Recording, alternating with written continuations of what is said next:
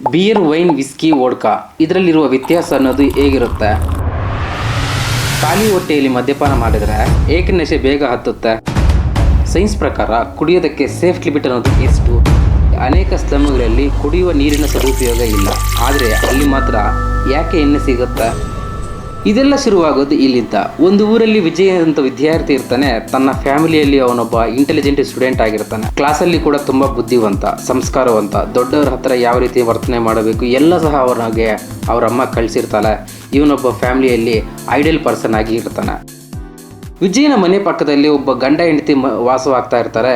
ಆ ಮನೆಯಲ್ಲಿ ಯಾವಾಗಲೂ ಜಗಳ, ಗಲಾಟೆ, ಹೆಂಡತಿಯನ್ನು ಗಂಡ ಹೊಡೆಯೋದು, ಆಗಾಗ ಪೊಲೀಸರು ಬಂದು ಅವನನ್ನು ರಿಮ್ಯಾಂಡಿಸ್ ಆಗಿ ಕರ್ಕೊಂಡು ಹೋಗ್ತಾ ಇರ್ತಾರೆ. ಇದಲ್ಲದೆ ಡ್ರಂಕ್ ಆ್ಯಂಡ್ ಡ್ರೈವ್ನಲ್ಲಿ ಸಿಕ್ಕಾಕೊಳ್ಳೋದು, ಬೇರೆಯವ್ರ ಹತ್ರ ಕುಡಿಯೋಕ್ಕೆ ಭಿಕ್ಷೆ ಬೇಳೋದು, ಇದೆಲ್ಲ ನೋಡಿದ ವಿಜಯ್ಗೆ ಜೀವನದಲ್ಲಿ ಕುಡಿಬಾರ್ದು ಎಂದು ದೃಢ ಸಂಕಲ್ಪ ಫಿಕ್ಸ್ ಆಗಿರುತ್ತೆ. ವಿಜಯ್ಗೆ 12ನೇ ತರಗತಿ ಆದ ತಕ್ಷಣ ಒಳ್ಳೆ ಕಾಲೇಜಲ್ಲಿ ಅಡ್ಮಿಷನ್ ಆಗ್ತಾನೆ. ಇದು ಮೊದಲನೇ ಸಲ ತನ್ನ ಲೈಫಲ್ಲಿ ತನ್ನ ತಂದೆ ತಾಯಿ ಎಲ್ಲರನ್ನು ಬಿಟ್ಟು ದೂರ ಇರೋದು. ಈಗ ಅವನಿಗೆ ತಂದೆ ತಾಯಿಯ ಪ್ರೆಷರ್ ಕೂಡ ಇರುವುದಿಲ್ಲ. ವಿಜಯ್ಗೆ ಹೊಸ ಸ್ನೇಹಿತರ ಜೊತೆ ಪರಿಚಯ ಸಹ ಆಗುತ್ತೆ. ಇಲ್ಲೇ ನೋಡಿ ವಿಜಯ್ ಕುಡಿಯೋದು ತನ್ನ ಮೊದಲನೇ ಪೆಗ್. ಕಾರಣ ಏನು ಗೊತ್ತಾ? ವಿಜಯ್ಗೆ ತನ್ನ ಮೊದಲನೇ ಪರೀಕ್ಷೆಯಲ್ಲಿ ಒಳ್ಳೆ ಮಾರ್ಕ್ಸ್ ಬಂದಿರುತ್ತೆ. ಇದನ್ನು ನೋಡಿದ ತಮ್ಮ ಸ್ನೇಹಿತರು ಇಂಪ್ರೆಸ್ ಆಗಿ ಫ್ರೈಡೇ ನೈಟ್ ಪಾರ್ಟಿಗೆ ಅವನ್ನು ಕೂಡ ಇನ್ವೈಟ್ ಮಾಡ್ತಾರೆ.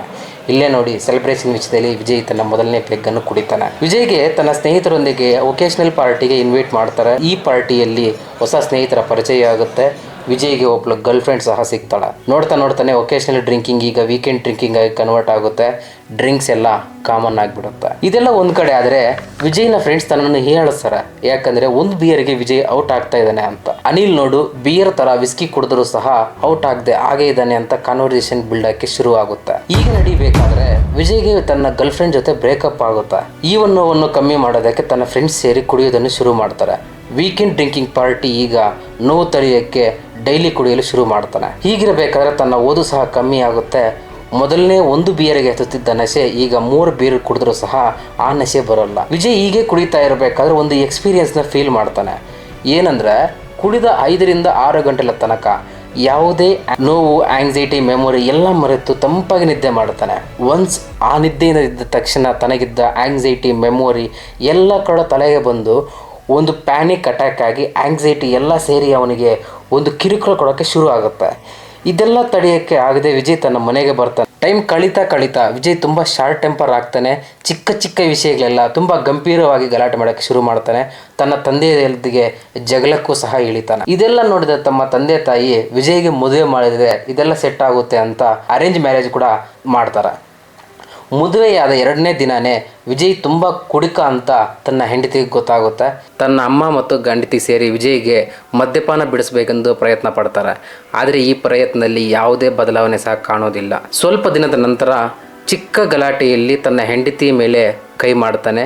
ಅದೇ ಜಗಳದಲ್ಲಿ ತನ್ನ ಮನೆಯಲ್ಲಿದ್ದ ಟಿವಿ ಸಹ ಹೊಡೆದಾಕ್ತಾನೆ. ಬೆಳಗ್ಗೆ ಎದ್ದು ನೋಡಿದ್ರೆ ತನ್ನ ಹೆಂಡತಿ ಮತ್ತು ಅಮ್ಮ ಇಬ್ಬರು ಸಹ ಬಟ್ಟೆ ಪ್ಯಾಕ್ ಮಾಡಿ ಹೊರಡಲು ಶುರು ಮಾಡ್ತಾರೆ. ಇದೆಲ್ಲ ನೋಡಿದ ವಿಜಯ್ಗೆ ಒಂದು ಹಾರ್ಟ್ ಬ್ರೋಕ್ ಆಗುತ್ತೆ. ಇದು ವಿಜಯ್ನ ಸ್ಟೋರಿ ಅಲ್ಲ, ಇದು ನಮ್ಮ ಭಾರತ ದೇಶದಲ್ಲಿ ಅನೇಕ ಕುಡುಕರ ಒಂದು story.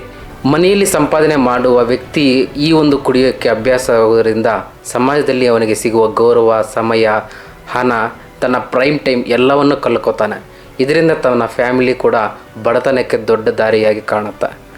Beer, wine, whisky, vodka ಇದರ ಬಗ್ಗೆ ತಿಳಿಯೋಕ್ಕಿಂತ ಮೊದಲು ಫರ್ಮೆಂಟೇಷನ್ ಬಗ್ಗೆ ತಿಳಿಬೇಕು. ಈ ಒಂದು ಫರ್ಮೆಂಟೇಷನಿಂದ ಆಲ್ಕೋಹಾಲ್ ತಯಾರಾಗುತ್ತೆ. ಇದೆಲ್ಲ ಆಗೋದು ಇಲ್ಲಿಂದ. ಹಣ್ಣುಗಳು ಅತಿಯಾಗಿ ಹಣ್ಣು ಆಗೋದರಿಂದ ಆ ಹಣ್ಣುಗಳಲ್ಲಿ ಶುಗರ್ ಕಂಟೆಂಟ್ ಜಾಸ್ತಿ ಆಗಿರುತ್ತೆ. ಈ ಒಂದು ಶುಗರ್ ಈಸ್ಟನ್ನು ಅಟ್ರಾಕ್ಟ್ ಮಾಡುತ್ತೆ. ಇಲ್ಲಿ ಮೈಕ್ರೋ ಆರ್ಗಾನಿಸಮ್ ಕ್ರಿಯೇಟ್ ಆಗುತ್ತೆ. ಈ ಒಂದು ಈಸ್ಟ್ ಶುಗರನ್ನು ತಿನ್ನೋಕ್ಕೆ ಶುರು ಮಾಡುತ್ತೆ. ಇದರಿಂದ ಕೆಮಿಕಲ್ ರಿಯಾಕ್ಷನ್ ಆಗಿ ಕ್ರಿಯೇಟ್ ಆಗಿ ಇಲ್ಲಿ ಕಾರ್ಬನ್ ಡೈಆಕ್ಸೈಡ್, ಆಲ್ಕೋಹಾಲ್ ರಿಲೀಸ್ ಆಗುತ್ತೆ. ಈ ಕಾರ್ಬನ್ ಡೈಆಕ್ಸೈಡ್ ಗಾಳಿಯಲ್ಲಿ ರಿಲೀಸ್ ಆಗುತ್ತೆ. ಇಲ್ಲಿ ಉಳಿಯೋದು ಆಲ್ಕೋಹಾಲ್ ಮಾತ್ರ. ಈ ಹಣ್ಣುಗಳನ್ನು ಕಾಡಲ್ಲಿರುವ ಕೋತಿಗಳು ತಿನ್ನೋದರಿಂದ ತಿಂದ ತಕ್ಷಣ ಮತ್ತು ಫೀಲ್ ಆಗಿ ಹಾಗೆಯೇ ನಶೆ ತೇಲಾಡುತ್ತವೆ. ಸ್ವಲ್ಪ ಸಮಯದ ನಂತರ ಅವು ನಾರ್ಮಲ್ ಸ್ಟೇಟ್ಗೆ ಬರುತ್ತೆ. ಸೈಂಟಿಫಿಕಲ್ಲಿ ಇದನ್ನು ಡ್ರಂಕನ್ ಮಂಕಿ ಹೈಪೋಥಿಸಿಸ್ ಎಂದು ಕರೆಯುತ್ತಾರೆ. ಒಂದು ನ್ಯಾಚುರಲ್ ಫ್ರೂಟ್ ಫರ್ಮೆಂಟೇಷನ್ನಲ್ಲಿ 2%ಕ್ಕಿಂತ ಕಮ್ಮಿ ಆಲ್ಕೋಹಾಲ್ ಪರ್ಸೆಂಟೇಜ್ ಇರುತ್ತೆ. ಗೋಧಿಯನ್ನು ನೀರಲ್ಲಿ ಹಾಕಿ ಸೋಂಕು ಮಾಡಿ ಅದಕ್ಕೆ ಈಸ್ಟನ್ನು ಆ್ಯಡ್ ಮಾಡಿ ಒಂದು ಗುಡ್ ಟೆಂಪರೇಚರಲ್ಲಿ ಇಟ್ಟಾಗ ಅದು ಫರ್ಮೆಂಟೇಷನ್ ಆಗಿ ಇದರಿಂದ ಬೀರ್ ತಯಾರಾಗುತ್ತೆ. ಈ ಒಂದು ಫರ್ಮೆಂಟೇಷನ್ ಪ್ರೊಸೆಸ್ಸಿಂದ ದ್ರಾಕ್ಷಿಯಿಂದ ವೈನ್ ತಯಾರಾಗುತ್ತೆ. ರೈಸಿಂದ ರೈಸ್ ವೈನ್ ತಯಾರಾಗುತ್ತೆ. ಆಪಲಿಂದ ಸಿಂಡರ್ ತಯಾರಾಗುತ್ತೆ. ಬನಾನದಿಂದ ಬನಾನಾ ಬೀರ್ ತಯಾರಾಗುತ್ತೆ. ಕೊಕೊನೆಟ್ಟಿಂದ ಟೋಡಿ ತಯಾರಾಗುತ್ತೆ. ಈ ಒಂದು ಫರ್ಮೆಂಟೇಷನ್ ಪ್ರೊಸೆಸ್ ಇಂದ ಹಲವಾರು ಮದ್ಯಪಾನ ತಯಾರಾಗುತ್ತೆ. ಆದರೆ ಈ ಒಂದು ಮದ್ಯಪಾನದಲ್ಲಿ ಆಲ್ಕೋಹಾಲ್ ಪರ್ಸೆಂಟೇಜ್ ಎಷ್ಟಿರುತ್ತೆ ಗೊತ್ತಾ? ವೈನಲ್ಲಿ 9ರಿಂದ 15% ಆಲ್ಕೋಹಾಲ್ ಇರುತ್ತೆ. ಬೀರಲ್ಲಿ 4ರಿಂದ 8% ಆಲ್ಕೋಹಾಲ್ ಇರುತ್ತೆ. ರೈಸ್ ವೈನಲ್ಲಿ 12ರಿಂದ 14% ಆಲ್ಕೋಹಾಲ್ ಪರ್ಸೆಂಟೇಜ್ ಇರುತ್ತೆ. ಆಪಲ್ ಸೈಡರ್ನಲ್ಲಿ 4ರಿಂದ 8% ಆಲ್ಕೋಹಾಲ್ ಕಂಟೆಂಟ್ ಇರುತ್ತೆ. ಈ ಒಂದು ಫರ್ಮೆಂಟೇಷನ್ ಪ್ರೊಸೆಸ್ ಇರಲಿ ಹಣ್ಣುಗಳು ಎಥನಾಲ್ ಅಂಡ್ ಮೆಥನಾಲ್ ಎರಡೂ ಸಹ ಇರುತ್ತೆ. ಈ ಮೆಥನಾಲ್ ಎಷ್ಟು ಡೇಂಜರ್ ಅಂದರೆ ಸರ್ಟೈನ್ ಅಮೌಂಟಲ್ಲಿ ಕನ್ಸ್ಯೂಮ್ ಮಾಡಿದರೆ ಸಾಕು, ಈ ಒಂದು ಕನ್ಸ್ಯೂಮ್ ಮಾಡಿದ ವ್ಯಕ್ತಿ ಡೆತ್ ಸಹ ಆಗ್ಬೋದು. ಇಷ್ಟೊಂದು ಪವರ್ ಇದೆ ಈ ಮೆಥನಾಲ್ಗೆ. ಈ ಒಂದು ನ್ಯಾಚುರಲ್ ಫರ್ಮೆಂಟೇಷನ್ ಪ್ರೊಸೆಸ್ಸಿಂದ ಆಲ್ಕೋಹಾಲ್ ಪರ್ಸೆಂಟೇಜ್ 18%ಇಂದ 19% ಇದ್ದರೆ ಹೈ ಆಲ್ಕೋಹಾಲ್ ಪರ್ಸೆಂಟೇಜ್ ಯಾವ ರೀತಿ ತಯಾರಾಗುತ್ತೆ? ಹೈ ಪರ್ಸೆಂಟೇಜ್ ಆಲ್ಕೋಹಾಲಲ್ಲಿ ಈಸ್ಟ್ ಅನ್ನೋದು ಸತ್ತೋಗುತ್ತೆ. ಅದಕ್ಕೆ ಇಲ್ಲಿ ಶುರುವಾಗೋದೇ ಡೆಸ್ಟಿಲೇಷನ್. ಫರ್ಮೆಂಟೆಡ್ ಆಲ್ಕೋಹಾಲನ್ನು ಬಾಯ್ಲ್ ಮಾಡಿದಾಗ ಅದರಿಂದ ಬರುವ ಗಾಳಿಯನ್ನು ಕೂಲ್ ಮಾಡಿದ ನಂತರ ಹಾವಿಯು ನೀರಾಗಿ ಕನ್ವರ್ಟ್ ಆಗುತ್ತೆ. ಅದರಲ್ಲಿ ಹೈ ಆಲ್ಕೋಹಾಲ್ ಪರ್ಸೆಂಟೇಜ್ ಇರುತ್ತೆ. ಇದನ್ನೇ ಡೆಸ್ಟಿಲೇಷನ್ ಅಂತ ಕರೀತಾರೆ. ಈ ಡೆಸ್ಟಿಲೇಷನ್ ಪ್ರೊಸೆಸ್ ಇಂದ ಹಾರ್ಡ್ ಸ್ಪಿರಿಟ್ ಆದ ವಿಸ್ಕಿ, ರಮ್, ವೋಡ್ಕಾ, ಬ್ರಾಂದಿ ಈ ತರ ಡ್ರಿಂಕ್ಸ್ ಎಲ್ಲ ತಯಾರಾಗುತ್ತೆ. ಈ ಒಂದು ಡ್ರಿಂಕ್ಸ್ ನಲ್ಲಿ 30%, 40%, 50%, 60% ಆಲ್ಕೋಹಾಲ್ ಪರ್ಸೆಂಟೇಜ್ ಕೂಡ ಇದರಲ್ಲಿ ಇರುತ್ತೆ. ಬಿಯರ್ ಡೆಸ್ಟಿಲೇಷನ್ ಇಂದ whisky, sugar cane fermentation plus distillation ಇಂದ ರಮ್, ಆಲೂಗಡ್ಡೆ ಡೆಸ್ಟಿಲೇಷನ್ ಇಂದ ವೋಡ್ಕಾ. ಈ ಒಂದು ಆಲೂಗಡ್ಡೆ ಫರ್ಮೆಂಟೆಡ್ ವೈನ್ ಅನ್ನು ಡೈರೆಕ್ಟ್ ಆಗಿ ಕನ್ಸ್ಯೂಮ್ ಮಾಡಕ್ಕೆ ಆಗೋದು. ಬ್ಲೂ ಅಗೇವ್ ಪ್ಲಾಂಟ್ ಇಂದ ಟಕೀಲಾ ತಯಾರಾಗುತ್ತೆ. ಈ ಒಂದು ಹಲವಾರು ಡ್ರಿಂಕ್ ಮತ್ತು ಸೋಡಾ ಮಿಕ್ಸ್ ಮಾಡಿದ ನಂತರ ಹುಟ್ಟುವುದೇ ಟಕೀಲಾ. ಯಾಕೆ ಖಾಲಿ ಹೊಟ್ಟೆಯಲ್ಲಿ ಆಲ್ಕೋಹಾಲ್ ಕನ್ಸ್ಯೂಮ್ ಮಾಡಿದರೆ ನಶೆ ಬೇಗ ಹತ್ತುತ್ತೆ? ನಾವು ಮದ್ಯಪಾನ ಮಾಡಿದಾಗ ಅದು ಬಾಯಿಯಿಂದ ಹೊಟ್ಟೆ ಒಳಗೆ ಸೇರುತ್ತೆ. ಇದರಿಂದ ಯಾವ ನಶೆ ಕೂಡ ಬರಲ್ಲ. ನಂತರ ಶುರುವಾಗೋದೇ ಡೈಜೆಷನ್ ಪ್ರೊಸೆಸ್. ಜಠರ ಮತ್ತು ಸ್ಮಾಲ್ ಇಂಟೆಸ್ಟೈನ್ ನಡುವೆ ಒಂದು ಬಾಗಿಲು ತರ ಇರುತ್ತೆ. ಅದನ್ನು ಪೈರಾಲಿಕ್ ಸ್ಪಿಂಟರ್ ಎಂದು ಕರೀತಾರೆ. ಇದು ಡಿಸೈಡ್ ಮಾಡುತ್ತೆ ಹೊಟ್ಟೆ ಒಳಗೆ ಎಷ್ಟು ಆಹಾರ ಹೋಗಬೇಕು ಅಂತ. ನಾವು ಊಟ ಮಾಡಿದ ನಂತರ ಹೊಟ್ಟೆ ತುಂಬಿರುತ್ತೆ, ಪೈರಾಲಿಕ್ ಸ್ಪಿಂಟರ್ ಅನ್ನೋದು ಕ್ಲೋಸ್ ಆಗಿರುತ್ತೆ. ಆವಾಗ ನಾವು ಕುಡಿದ ಆಲ್ಕೋಹಾಲ್ ಹಾಗೆಯೇ ಹೊಟ್ಟೆಯಲ್ಲಿ ಇದ್ದು ನಿಧಾನವಾಗಿ ಬ್ಲಡ್ ನಲ್ಲಿ ಮಿಕ್ಸ್ ಆಗುತ್ತೆ. ಆದ್ದರಿಂದ ನಶೆ ಬೇಗ ಹತ್ತಲ್ಲ. ಅದೇ ನಾವು ಖಾಲಿ ಹೊಟ್ಟೆಯಲ್ಲಿ ಕುಡಿದಾಗ ಸ್ಮಾಲ್ ಇಂಟೆಸ್ಟೈನ್ ಗೆ ಹೋಗಿ ಬ್ಲಡ್ ಅಲ್ಲಿ ಬೇಗ ಮಿಕ್ಸ್ ಆಗಿ ನಶೆ ಬೇಗ ಹತ್ತುತ್ತೆ. ನಾವು ಸೇಫ್ ಲಿಮಿಟ್ ಅಲ್ಲಿ ಆಲ್ಕೋಹಾಲ್ ಅನ್ನು ತಗೋತಾ ಇದೀವಿ. ಇದರಿಂದ ನಮ್ಮ ಬಾಡಿ ಕೂಡ ರಿಕವರ್ ಆಗ್ತಾ ಇದೆ ಅಂದ್ಕೊಂಡ್ರೆ ಇದು ನಿಮ್ಮ ಭ್ರಮೆ. ಈ ಒಂದು ಆಲ್ಕೋಹಾಲ್ ಅಲ್ಲಿ ಲಾಂಗ್ ಟರ್ಮ್ ಕನ್ಸ್ಯೂಮ್ ಮಾಡೋದ್ರಿಂದ ನಮ್ಮ ರಕ್ತದಲ್ಲಿ ಮಿಕ್ಸ್ ಆಗುತ್ತೆ. ಈ ಒಂದು ರಕ್ತ ಪರಿಚಲನೆಯಿಂದಾದ ಮೆದುಳು, ಹೃದಯ, ಲಿವರ್ ಮೇಲೆ ಪ್ರೆಷರ್ ಅನ್ನೋದು ಉಂಟು ಮಾಡುತ್ತೆ. ಬ್ರೈನ್ ಕಾಲ ಕಲಿತಾ ಸಣ್ಣದಾಗಲು ಶುರುವಾಗುತ್ತೆ. ನ್ಯೂರಾನ್ಸ್ ಚಿಕ್ಕದಾಗುತ್ತೆ ಮತ್ತು ನ್ಯೂರಾನ್ ಸಾಯಕ್ಕೂ ಕೂಡ ಶುರುವಾಗುತ್ತೆ. ಇದರಿಂದ focus, control, decision making process ಎಲ್ಲ ಕೂಡ ಹಾಳಾಗುತ್ತೆ. ಇದರಿಂದ ನಮ್ಮ ಎಮೋಷನ್ಸ್ ಕೂಡ ನಮ್ಮ ಕಂಟ್ರೋಲಕ್ಕೆ ಬರಲ್ಲ. ತಮ್ಮ ನೆನಪುಗಳು ಸಹ ಮರೆಯಾಗಕ್ಕೆ ಶುರು ಆಗುತ್ತೆ. ಜ್ಞಾಪಕ ಶಕ್ತಿ ಸದಾ ಕಡಿಮೆ ಆಗುತ್ತೆ. ಇದರಿಂದ ಸಹ ಹುಚ್ಚರು ಸಹ ಆಗ್ತಾರೆ. ಲಿವರ್ ಕೂಡ ಫಂಕ್ಷನ್ ಕಡಿಮೆ ಆಗಿ ಡ್ಯಾಮೇಜ್ ಆಗುತ್ತೆ. ಹಾರ್ಟ್ ಅಟ್ಯಾಕ್, ಶಾರ್ಟ್ ಟೆಂಪರ್ ಕೂಡ ಜಾಸ್ತಿ ಆಗುತ್ತೆ. ಲಾಂಗ್ ಟರ್ಮ್ ಆಲ್ಕೋಹಾಲ್ನಿಂದ ಅಲ್ಸರ್, ಇಂಟರ್ನಲ್ ಬ್ಲೀಡಿಂಗ್ ಕೂಡ ಶುರುವಾಗುತ್ತೆ. ಈಗ ಅನ್ಕೋತಾರೆ ನಾನು ಲಾಂಗ್ ಟೈಮ್ ಡ್ರಿಂಕರ್ ಅಲ್ಲ ಅಂತ.